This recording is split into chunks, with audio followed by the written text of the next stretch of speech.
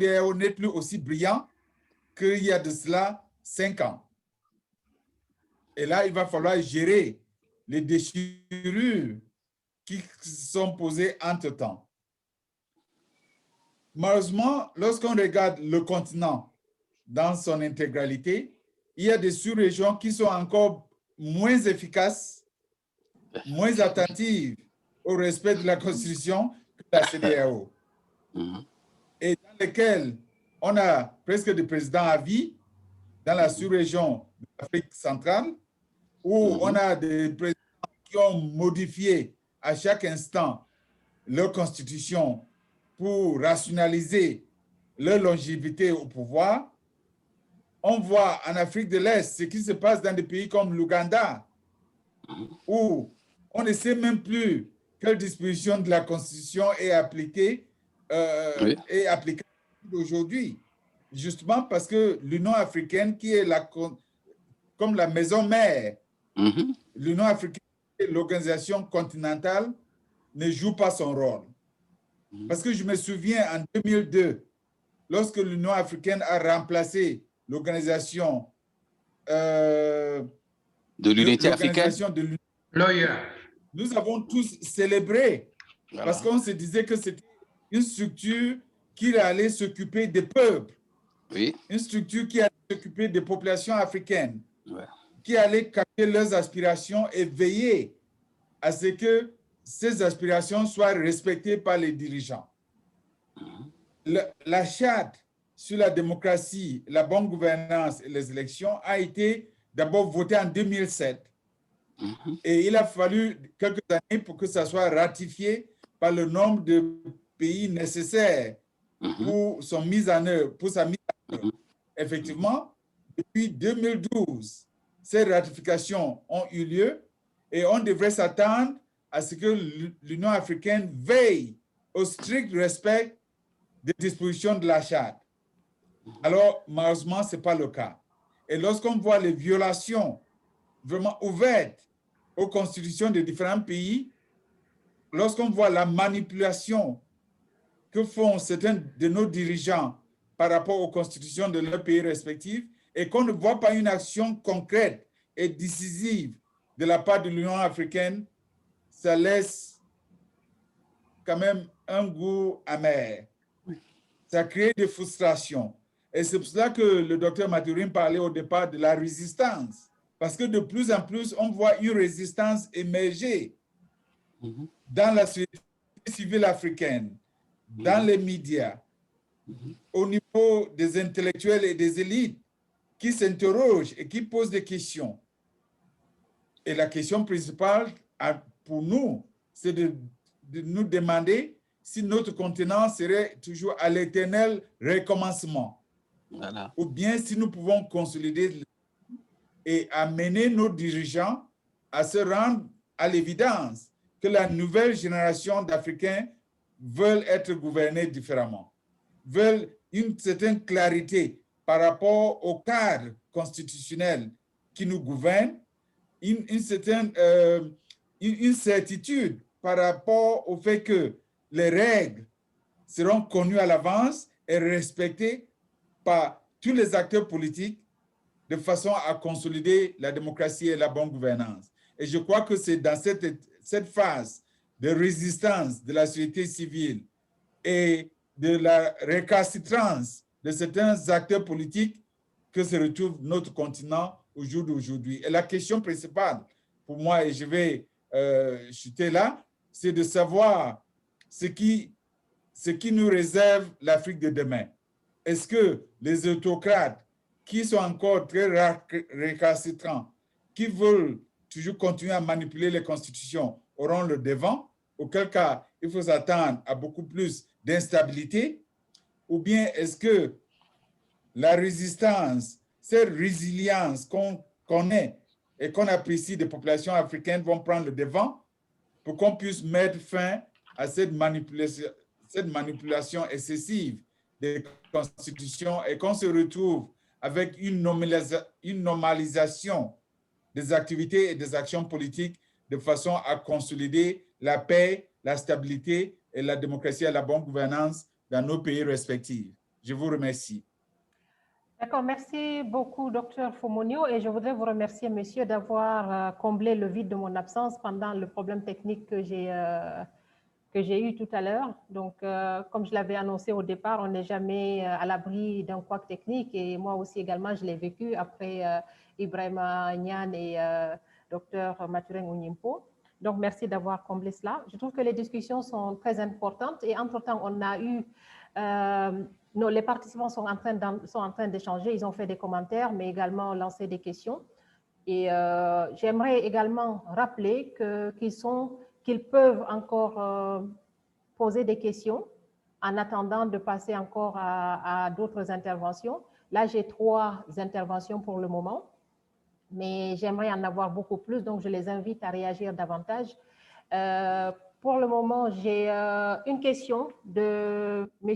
Abdoulaye qui se demande pourquoi tous ces instruments pour l'Afrique qui ne sont jamais respectés, notamment Constitution, Charte de l'Union africaine, supervision, pourquoi la supervision de l'Union européenne, la loi électorale, etc. Pourquoi toujours inviter les autres continents pour régler nos insuffisances que nous connaissons? C'est un manque de leader, de vision ou de ressources. C'est une question qui a été posée. J'aimerais que vous la gardiez à l'esprit. Je vais la rappeler après, comme ça vous pourriez réagir à cette question-là. J'ai également des commentaires. Et attendez, je remonte. J'ai un autre commentaire. L'Union applique le principe de subsidiarité en déléguant la tâche aux communautés économiques régionales. C'est logique. Elles sont mieux outillées pour les questions domestiques. La CEDEAO, par exemple, a fait preuve de ténacité dans la crise malienne. Et également, j'avais le général Mbaye Cissé qui avait réagi au début, qui avait fait un commentaire que je ne retrouve plus sur la partie questions-réponses. Et donc, après, je vais l'inviter, s'il est toujours parmi les participants, je l'inviterai un peu plus tard à partager son commentaire. Donc, tout à l'heure, Dr Fomonio, vous avez rappelé justement que vous avez dit que c'était important et que toutes ces questions-là et tous ces problèmes-là ont montré quand même qu'il y a une résistance et que ça éveille de plus en plus les consciences, notamment de la part de la société civile, des médias, et on se demande aujourd'hui quelle va être l'Afrique de demain. Donc, et moi, je vous retourne ces questions-là. Aujourd'hui, compte tenu de ces situations, compte tenu de ces problèmes, et comme vous avez dit, on ne va pas continuer à avoir un éternel recommencement, il faudrait qu'on avance, il faudrait qu'il y ait beaucoup plus de débats, mais au-delà de débats, il faudrait qu'il y ait des actions, mais je veux dire des actions concrètes. Et ces questions ne doivent pas non plus rester uniquement au niveau des élites. On doit également tenir compte de la base, de la population. On a parlé tout à l'heure justement de ce contrat social entre gouvernants et gouvernés. Donc, la population, elle est importante et il faut qu'on en tienne compte. Donc aujourd'hui, quelles sont les solutions que vous préconisez pour sortir notre continent de ces crises? Je vais commencer par Dr Maturin. Merci, Dr Diallo. Je crois qu'il y a 2 aspects, 2 volets que moi je voudrais aborder dans ce dossier. Le tout premier, et ça n'a peut-être rien à voir directement avec ce dont on parle, il faut déjà que la rupture que j'ai observée pendant longtemps entre nous, les soi-disant intellectuels et les populations analphabètes, en guillemets. Parce que moi, j'estime que ce n'est pas parce qu'on est analphabète qu'on est bête. Et l'intellect est différent de l'intelligence. On peut être très, très intelligent sans avoir jamais mis pied à l'école. Et quand vous allez sur le continent, moi je le fais très souvent, allez voir nos vieux, nos sages, les anciens qui n'ont jamais été à l'école, et vous serez surpris d'être étonné de voir leur raisonnement. La logique qui soutient ceux qui disent, et pourtant ils n'ont jamais mis pied à l'école. D'accord? Donc il y a déjà ça, cet écart-là, nous, intellectuels, en guillemets, il nous faudra un peu plus d'efforts pour aller vers les populations, ne pas les mépriser, ne pas les prendre pour des gens qui n'ont pas été à l'école, ils n'ont pas de doctorat, par conséquent, ils ne peuvent pas être à la hauteur de non. Je crois que ça, il y a un travail que nous devons faire, pression sur nous-mêmes pour essayer de réduire cet écart-là. Le deuxième point, c'est qu'il faut une sorte de résilience, et le docteur Fomonio en a parlé, moi, personnellement, je refuse d'admettre que l'Afrique va encore recommencer en permanence. Non, je refuse.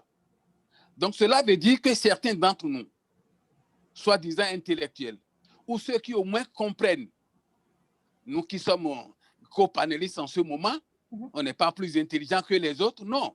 On a seulement compris qu'il y a un problème. Et je suis certain qu'il y a beaucoup d'Africains parmi ceux qui nous suivent qui ont la même attitude, qui comprennent qu'on ne peut pas admettre que cela continue comme ça. Et donc, il va falloir que ceux qui sont dans cette logique se retrouvent quelque part à travers des forums comme celui-ci pour qu'on commence par repenser. Parce que moi, j'estime qu'il faut refondre la gouvernance en Afrique. Il faut repenser tout le système. On est sorti de route après la colonisation et avec les indépendances, on n'a pas pu se rattraper, on n'a pas posé les questions réelles qu'il fallait. On avait des réponses toutes faites à de fausses. D'accord, je pense que Mathurin est parti. En attendant, est-ce que Ibrahim Agnan, vous pourriez reprendre, donner votre avis sur la question en attendant que Dr Matt nous revienne? Oui, Dr Fatouma. Les perspectives de solution aux crises politiques d'élection présidentielle. Vous savez, dans toute élection, il y a des contentieux. L'essentiel, c'est que les acteurs essaient de régler ça de manière amiable. Malheureusement, ce qui amène les contentieux, à la base, si vous voyez, si vous regardez bien, c'est l'accaparement du pouvoir. Vous avez été au pouvoir, vous ne voulez pas le lâcher. Oui. Ou bien vous avez été au pouvoir, mais vous avez fait, vous avez agi en une patrimonialisation du pouvoir. Je crois que le docteur Mathurin est là. Je ne sais pas si je vais le laisser terminer sa pensée. Je vous laisse finir et ensuite je vais lui donner la parole. OK. Les dirigeants au pouvoir, soit ils veulent rester, soit ils ont fait une patrimonialisation du pouvoir, de telle sorte que le problème, c'est leur sortie. En fait, c'est là le problème. Si vous sortez, on va vous rattraper. Vous avez le cas de la Mauritanie qui est très proche, n'est-ce pas? Pour ne citer que ce pays-là, n'est-ce pas? C'est pourquoi moi, je vais faire quelques interrogations et après parler de quelques pistes en quelque sorte. Mes interrogations, c'est d'abord, étant donné qu'on veut qu'après les élections, qu'il n'y ait pas de trop grande crise, est-ce qu'on va opter pour une démocratie de divergence, une démocratie de convergence ou une démocratie consensuelle? Je m'explique. Démocratie de divergence, vous savez, après les élections, ce qui se passe des fois, celui qui a gagné a vraiment gagné. Mais l'opposition qui a déjà goûté au pouvoir veut revenir au pouvoir, créer tous les moyens pour amener une crise politique majeure, une crise sociale, pour venir au gouvernement, soit par la transhumance, c'est quand vous venez individuellement, soit par l'entrisme, vous venez avec votre parti, ce qu'on appelle les gouvernements d'union nationale et consorts. Est-ce qu'on va éviter cela, faire des mécanismes de telle sorte que l'opposition s'oppose, la majorité se met à gouverner? Est-ce qu'on va promouvoir une démocratie de convergence, c'est-à-dire que quand on a fait les élections, on s'entend, on a fini, celui qui a gagné, mais il appelle les autres et on fait un dialogue des programmes, chacun a un programme, si encore les programmes existent, parce qu'en général, ils ne figurent que sur le papier, juste le temps de faire la campagne électorale, mais quand même, s'il y a un programme réel, que les gens fassent un dialogue de programme et gèrent ensemble, étant donné que celui qui a gagné quand même, c'est lui, le chef, celui qui dirige. Est-ce qu'il faut opter pour une démocratie consensuelle? C'est-à-dire, je veux dire ici que celui qui a gagné gouverne, que celui qui a perdu se pose, mais qu'on s'entende sur des consensus forts sur la gouvernance, sur le respect des droits de l'opposition, les droits de l'homme et tout ce qu'il faut, en tout cas, en un mot, pour respecter la grande charte de la démocratie. Ça va amener le dirigeant qui est au pouvoir à être modéré dans l'exercice du pouvoir, n'est-ce pas? Ça peut amener aussi à une inclusivité dans la mesure où l'opposition est consultée par le chef de l'État. Donc, ça peut atténuer beaucoup de tensions. Alors ça, c'était les interrogations. Mais moi, je me dis que dans les pistes de solution, il y en a une, par exemple, la qualité rédactionnelle des textes. Je vous ai dit, je taquine la légistique. Ce que j'ai vu, des fois, les textes posent vraiment problème. Vraiment. Parce que vous imaginez, par exemple, vous mélangez la durée, une disposition qui parle et de la durée et du nombre de mandats, vous les séparez par un point-virgule, et vous dites cette disposition, alors que cette disposition contient deux idées fortes, pour ne citer qu'un cas. Vous oubliez des dispositions transitoires, ou bien, en tout cas, améliorer la qualité rédactionnelle. Rigidisation des procédures de révision des garde-fous, comme l'a dit le professeur Ismaël Madior Fall, c'est-à-dire rendre la révision de la durée ou bien du nombre de mandats assez difficile. Mais nous avons vu que même quand on l'écrit dans les constitutions, les chefs d'État arrivent toujours à changer ça. Prenez le cas de la Guinée, c'est le tout début, que je connais. Mais alors, je me permets de faire une petite proposition. Est-ce que quand on a ce genre de situation, est-ce qu'on ne peut pas mettre dans la Constitution que le président, pas seulement le président, qu'il est interdit de soumettre, en fait, empêcher la soumission d'une nouvelle constitution pendant l'exercice du dernier mandat du président. C'est-à-dire, si dans ce pays-là, c'est 2 mandats constitutionnels, le président peut, au cours du premier mandat, il peut proposer une nouvelle constitution, par exemple, dire que maintenant, c'est 3 mandats. Mais il ne peut pas attendre son deuxième mandat pour le faire. L'idée qui est derrière ma tête, c'est que quand il fait une telle proposition pendant qu'il est au premier mandat, quand il se présentera pour le deuxième mandat, il risque d'être sanctionné. On va dire tous contre lui. D'accord. Donc, c'est une façon... 30 secondes. Hein? 30 secondes. Hein? 30 secondes. 30 secondes. Ah, donc, je vais systématiser. Donc, on ne peut pas assurer quand même l'immunité totale du président de la République parce qu'il y a des risques d'impunité totale. Mais je puis faire une autre proposition. Mata, et si ce ne sont plus les partis qui proposent les candidats à la présidentielle? On fait un bon retour à l'africaine. Que ce soit une commission des sages, je ne pourrais pas malheureusement développer ici, une très grande commission dans laquelle on procède à un tirage au sort, à peu près 9 personnes, qui décident de faire le choix. Il peut être à l'intérieur du parti, mais surtout à l'extérieur du parti, pour chercher des hommes d'honneur, des hommes propres, pour pouvoir être candidat. Et on limite à 3, par exemple, le nombre de candidats à la présidentielle. Et pour terminer, tant que les citoyens ne seront pas formés, puisque les partis politiques ont laissé ce chantier, il faut former des citoyens éveillés qui votent non pas avec le cœur, mais avec la raison. Donc, malheureusement, je ne peux pas dévoiler pour le reste, c'est ce que je peux dire. Voilà. Merci beaucoup, M. Niane. Vous avez déjà apporté beaucoup de clarifications sur la question. Je redonne la parole à Dr Mathurin. Non, merci, Dr Diallo. Je suis désolé pour le couac de tout à l'heure. Je crois que, bon, heureusement que c'est arrivé d'ailleurs parce que ça m'a permis d'écouter M. Niane et de vouloir faire quelques commentaires qui rentrent dans la ligne de ce que je voulais dire. D'accord. Quand on voit toutes les dispositions, et quand on voit la nature des constitutions, et bon, le contenu, tout et tout, bon, il y a des intellectuels, des constitutionnalistes avérés sur le continent, le problème n'est pas là. Mais moi, ma préoccupation, c'est peut-être qu'une autre fois, on va essayer de parler de ça. Quelle est la nature même du pouvoir en Afrique? Parce que moi, j'ai l'impression que vont au pouvoir ceux qui veulent soit avoir l'accès rapide à l'argent, c'est ça la richesse. Les gens accèdent au pouvoir pour avoir accès à la richesse des pays, plutôt que pour améliorer les conditions de vie des citoyens. Et tant qu'on n'aura pas résolu ce problème fondamental de base, les constitutions seront faites et défaites selon qui est au pouvoir. Parce qu'en fait, en tant que loi fondamentale, mais ce n'est pas chaque 3 ans, chaque 4 ans nécessairement qu'il faut changer. Vous avez des pays qui ont des constitutions qui ont fait des siècles. C'est à peine 2 ou 3 articles qu'on a amendés, on a ajouté entre-temps pour renforcer compte tenu des valeurs de ce peuple-là. Donc, la constitution, en fait, ce n'est pas pour arranger le dirigeant.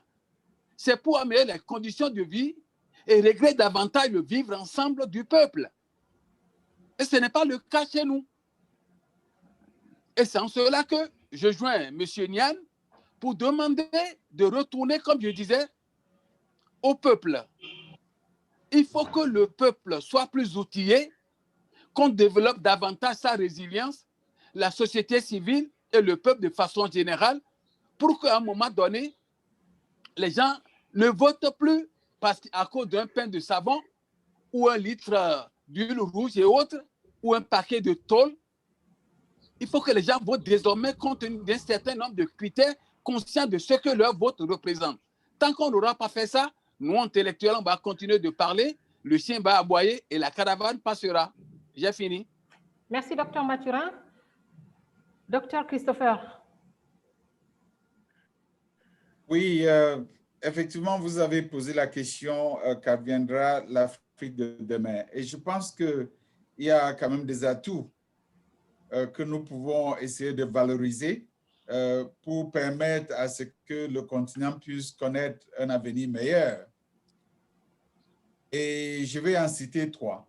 D'abord, c'est au niveau du leadership, parce que je pense à Nelson Mandela, qui aurait pu, à sa sortie de prison, se déclarer président à vie. Personne n'aurait osé lui interdire ce privilège.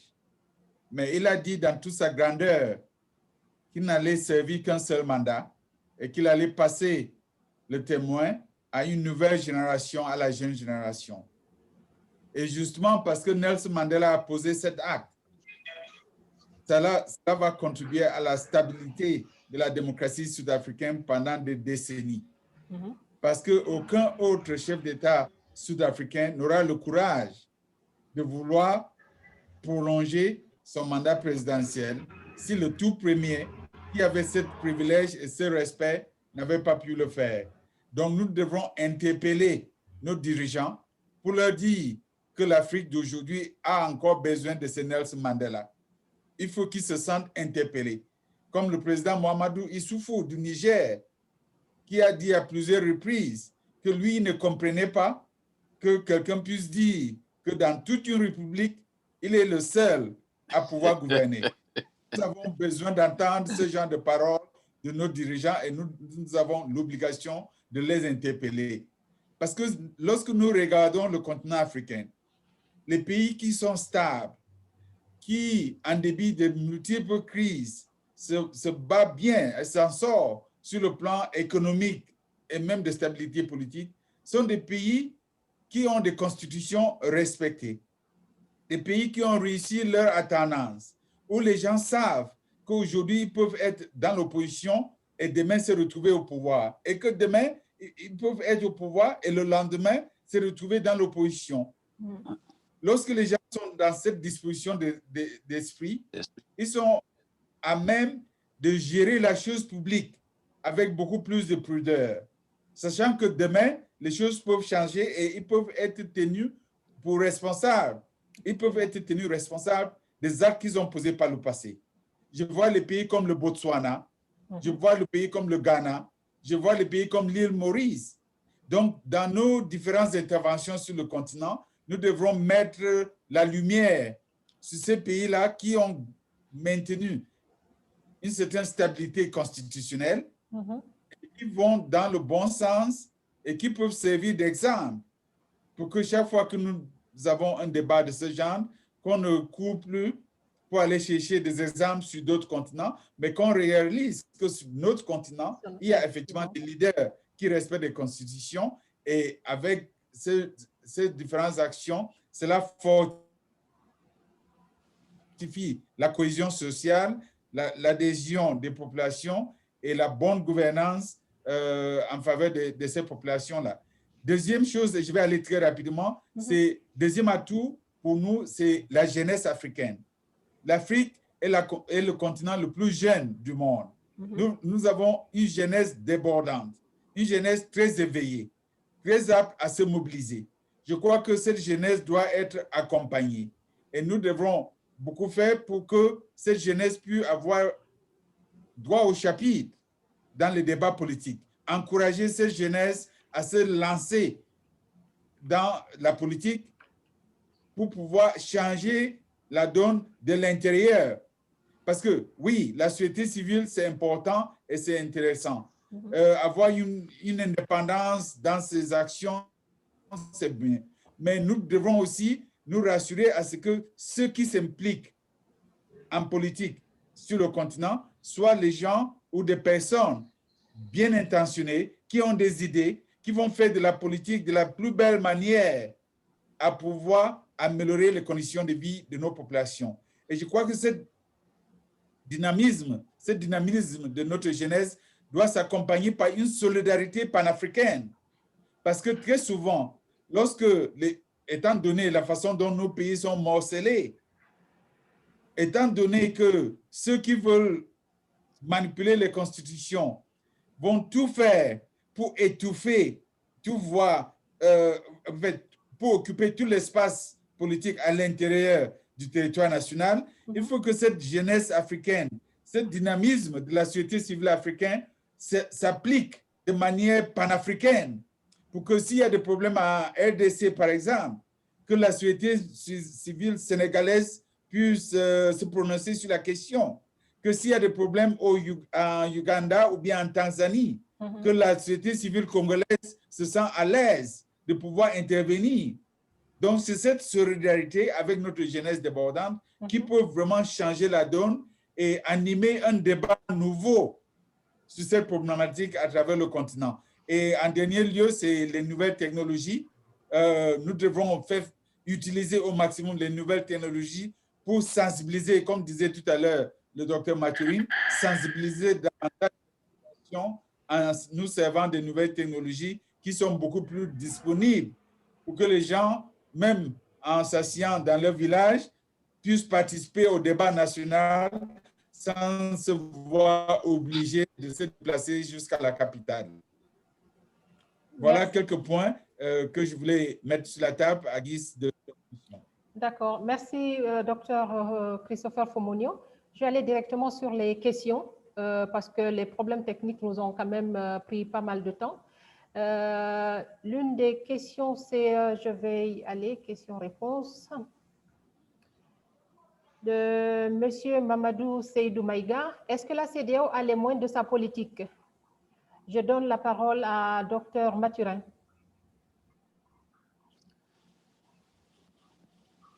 Non, ça dépend de ce qu'on entend par rapport à la des moyens. Oui. Par rapport à la gestion des crises constitutionnelles dans la sous-région ouest-africaine. Oui, mais moi, je crois que la CEDEAO a les moyens. Le problème de la CEDEAO, ce n'est pas un problème de moyens, c'est un problème d'audace, c'est un problème de courage politique. C'est ce qui manque à la CEDEAO, à mon avis, ce n'est pas les moyens. La preuve, c'est qu'ils sont allés en Gambie. Donc, ça dépend de quel État il s'agit. Selon l'État, c'est ça le problème. Si c'est les moyens, simplement, moi, j'estime que oui, et la CEDEAO n'a pas beaucoup de moyens, mais il y a un minimum de moyens pour simplement dire non, on ne peut pas faire telle chose. Bon, demander à d'autres pays comme la Gambie de ne pas tripatouiller, de ne pas changer. La CEDEAO peut dire ça tout au moins. On ne demande même pas d'aller forcer, d'aller mettre en œuvre une certaine décision, prendre la décision au moins ne serait-ce. Et ça, là, on n'a pas besoin d'autres moyens. Bon, maintenant, comme c'est les mêmes qui vont se retrouver pour décider. Si c'est le Mali, on va s'attaquer au Mali, c'est naturel. La Gambie, c'est bien. Mais il y a d'autres pays dans la CEDEAO. Si c'est ça, je parie qu'on ne dira rien. Il y a des pays dont les enfants ont remplacé les papas et personne n'a rien dit. Et l'enfant vient faire comme le père. Il n'y a aucun problème et ça va très bien. La CEDEAO ira et dira que bon, après tout, et tout s'est bien passé. On va même dans un pays, on a vu qu'il y a des problèmes. Le fichier électoral n'est pas bon. Et pourtant, la CEDEAO va dire, bon, on a vu tous les problèmes qu'il y a eu et pourtant, c'est bon. Et ça peut passer. Mais ça, ce n'est pas normal. On ne peut pas aller voir tous les problèmes qu'on a vus et à la fin dire que bon, c'est pourtant bien, ça n'entache pas la régularité des élections. Je ne sais pas ce que ce vocabulaire veut dire, mais j'entends ça souvent et ça, ce n'est pas une affaire de moyens, c'est plutôt une affaire de courage politique pour appeler un chat un chat. Donc voilà la réponse que moi j'ai à donner. D'accord, merci Dr Matt. Je passe à une autre question de M. Saïdou Kombo qui demande pourquoi en Afrique on règle toujours les problèmes avec les armes. Je passe la parole à Dr Christopher Fomonio. Justement parce que nous devrons beaucoup. En fait, c'est un constat et le constat est réel. C'est décevant, ça fait mal de voir que chaque fois qu'il y a une différence de point de vue, tout de suite, les gens prennent les armes. Aujourd'hui, la République centrafricaine, après des élections, comme disait tout à l'heure le docteur Ibrahima, Allô? Allô?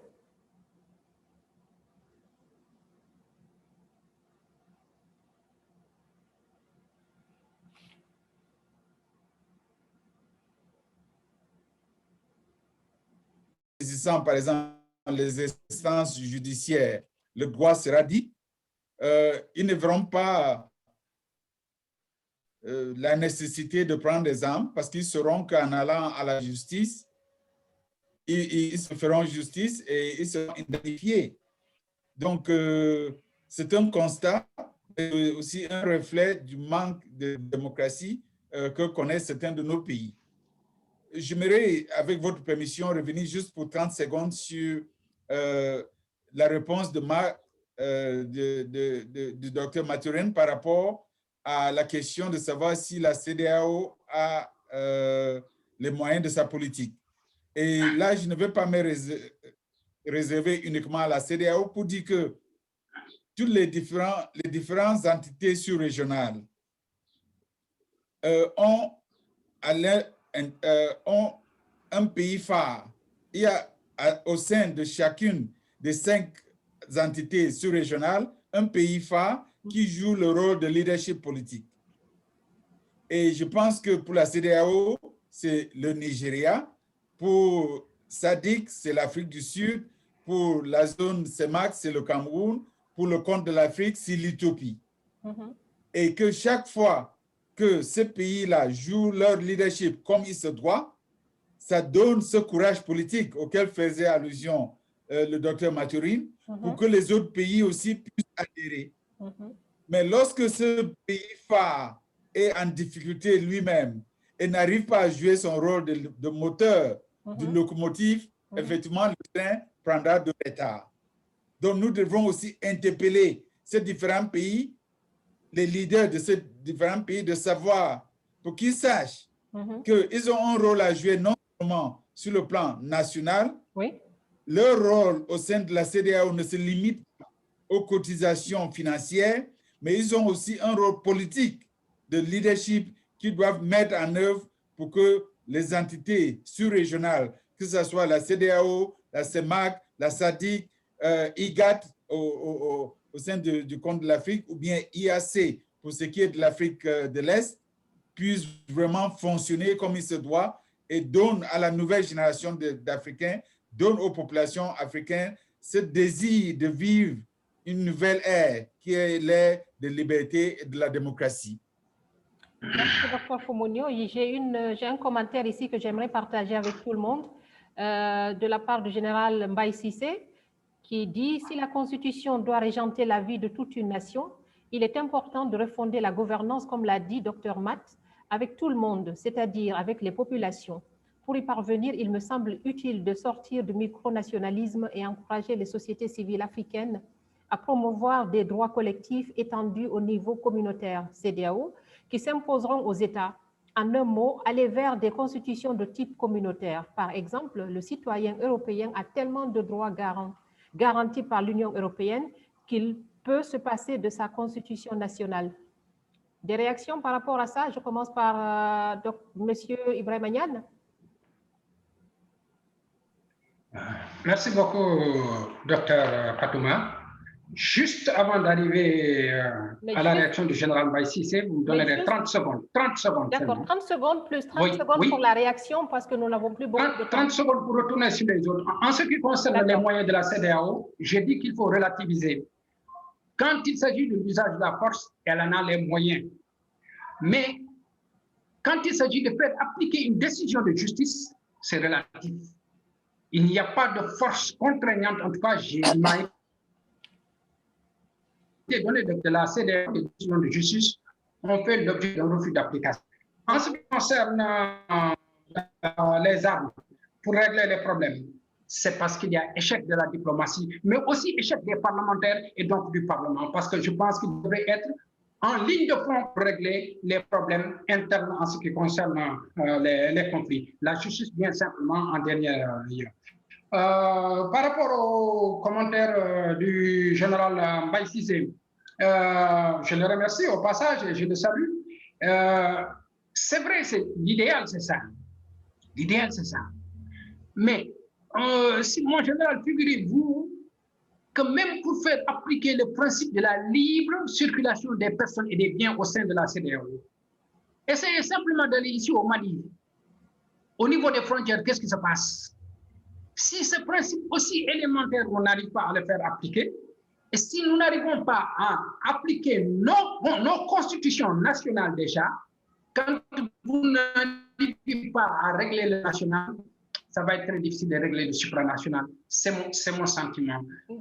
Mais en ce qui concerne les sociétés civiles, je suis entièrement d'accord. C'est pourquoi j'avais parlé du renforcement du rôle citoyen, du renforcement de la formation des citoyens. Et ça, il n'y a que la société civile qui peut le faire. Les politiques ne le feront jamais parce qu'ils ne verront pas les populations. D'accord. Est-ce que vous avez des réactions, Dr Matt et Dr Christophe, sur le même...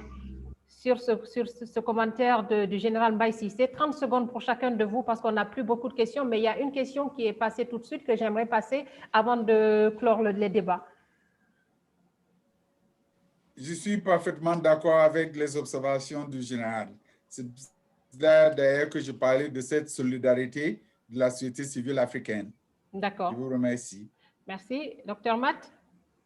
Je suis aussi d'accord avec mon ami et frère le général Cissé, que je salue au passage. Et, sauf qu'il y a un préalable. Je l'avais évoqué tantôt, c'est la refondation ou la refonte même du pouvoir en Afrique. D'accord. Le pouvoir en Afrique, depuis l'Afrique traditionnelle, est logé ou se trouve dans la légitimité populaire. Même les sujets, il y avait un minimum que le monarque demandait, requérait de ces sujets. Aujourd'hui, il n'y a plus cette relation dichotomique-là. Et tant qu'on ne va pas réinstaller ça, s'assurer que c'est là, et que celui qui veut le pouvoir, c'est que c'est sur le peuple qui doit compter, plutôt que de se débrouiller par la ruse et la rage pour avoir le pouvoir et le conserver. Si le peuple n'a plus son poids, je suis désolé, on risque de ne pas avancer. Et le général Cissé peut utiliser sa structure, la structure dont il a la gestion en ce moment, pour nous aider à nous retrouver davantage et vraiment faire avancer les choses. Il faut une refonte du pouvoir en Afrique. Je vous remercie.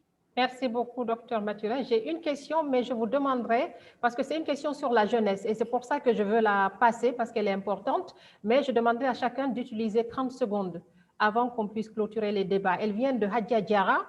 Elle se demande, que pensez-vous que la jeunesse africaine devrait faire de manière concrète pour aider à une réforme des règles sur le plan panafricain?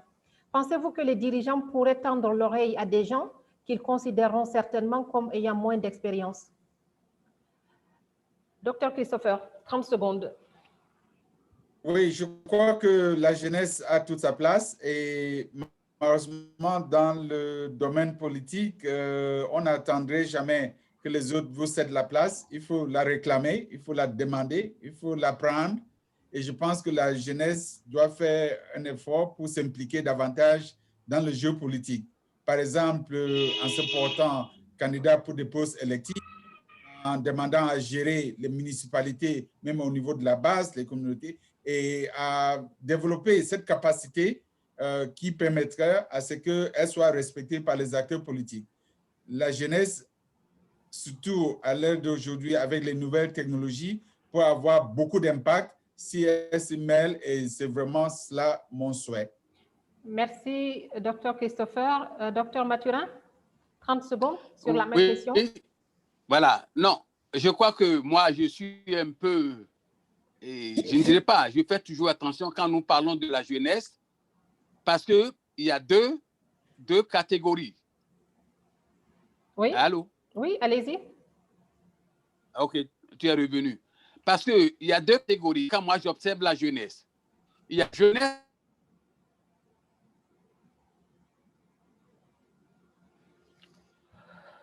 Allô?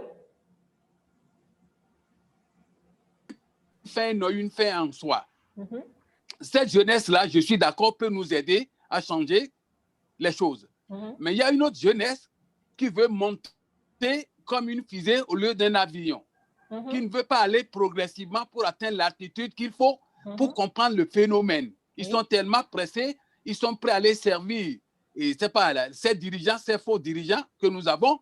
Et par conséquent, ces gens-là sont à la solde de cette classe-là.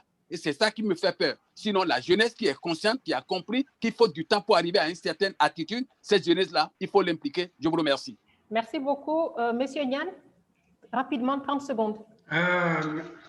Oui, pour moi, il doit d'abord refuser d'être cantonné au rôle de divertissement. Il faut qu'elle refuse ça.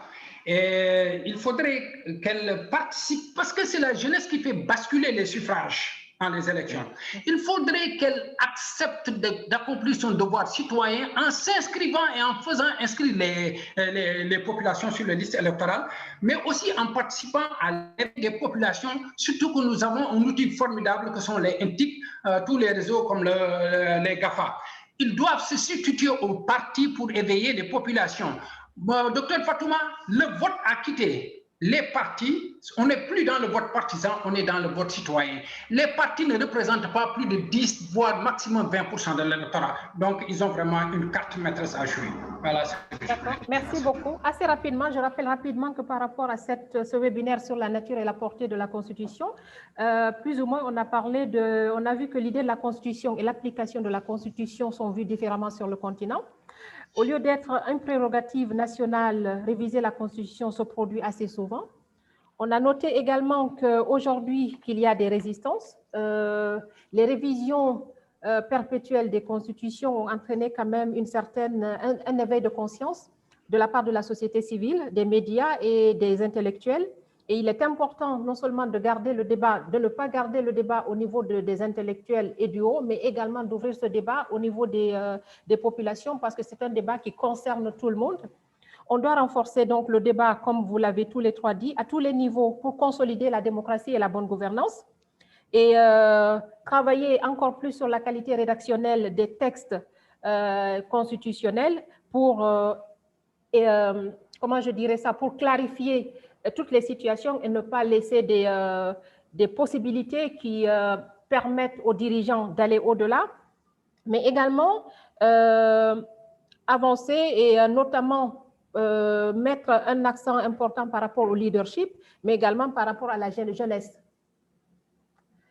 Donc voilà, plus ou moins, c'est ce qu'on a, voilà ce que je peux dire enfin. Malheureusement, le docteur Christopher Fomonio n'est plus là et on est obligé de clore ce débat-là, mais juste une question de sondage, juste la première question pour le sondage, pour demander à tout le monde, que pensez-vous? Quelle est l'évaluation d'ensemble de ce webinaire? Qu'est-ce que vous en pensez? Juste cette réaction-là, répondez assez rapidement. Ensuite, je vais mettre fin à ce webinaire. Vous pouvez réagir sur votre moniteur. Veuillez faire une évaluation d'ensemble de ce webinaire. C'est un choix multiple. Ce webinaire qui permet de répondre à vos interrogations sur le sujet évoqué. Quel est votre degré de satisfaction de la durée des présentations? Quel est votre degré de satisfaction de la pertinence du sujet évoqué? Quel est votre degré de satisfaction de la maîtrise du sujet par les panélistes? Quel est votre degré de satisfaction de la période allouée aux questions-réponses? Encore 2 secondes et 10 secondes et je vais mettre fin au sondage, si vous avez fini de voter. Parfait, on aura passé 1 minute par rapport à ce sondage-là. Finalement, ce que je veux vous dire, si vous avez d'autres commentaires, des suggestions, s'il vous plaît, n'hésitez pas à nous envoyer vos messages sur la fondation aide@gmail.com. la fondation aide en un mot @gmail.com. Je vous remercie pour votre disponibilité, pour l'intérêt que vous avez porté. Je remercie mes panélistes, M. Ibrahima Niane, Dr Mathurin Ounimpo et bien sûr Dr Christopher Fomonio qui n'est plus là. Mais en son nom, on vous remercie tous. Merci et bonne soirée chez vous. Merci beaucoup. Au revoir. Merci aussi, Dr Diallo. Et merci à tous nos auditeurs. Merci bien et bonne journée à vous. Bye bye. Merci, au revoir, bye. Merci beaucoup.